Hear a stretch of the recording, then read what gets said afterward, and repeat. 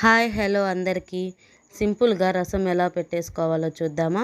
దీనికోసం చిన్న నిమ్మకాయ సైజ్ అంత చింతపండు, అలాగే ఒక టమాటో వేసుకొని కొద్దిగా వాటర్ యాడ్ చేసుకొని చింతపండు పూర్తిగా నానిపోయాక వీటినైతే బాగా మెదుపుకొని పక్కన పెట్టేసుకోవాలి. అలాగే ఒక మిక్సీ జార్ తీసుకోండి.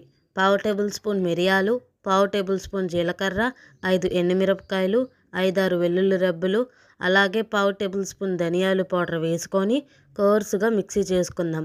దీన్ని పక్కన పెట్టేసుకొని స్టవ్ వెలిగించుకొని ఒక బాండీని పెట్టేసుకోండి. ముందుగా దీంట్లో ధనియాలు, జీలకర్ర, కరివేపాకు వేసేసుకున్నాక తిప్పి పెట్టుకున్న పౌడర్ని కూడా వేసేసుకొని కొద్దిగా ఫ్రై చేసుకోవాలి. తర్వాత చింతపండు గుజ్జు కూడా వేసుకొని పులుపుకి సరిపడ వాటర్ని యాడ్ చేసుకొని కొత్తిమీర మరియు సాల్ట్ని వేసుకొని బాగా మిక్స్ చేసుకొని ఒక 10 నిమిషాల పాటు మరగనిద్దాం. అంతేనండి, చాలా సింపుల్గా ఈజీ రసం అనేది ప్రిపేర్ అయిపోయిందండి. టేస్ట్ అయితే సూపర్గా ఉంటుంది.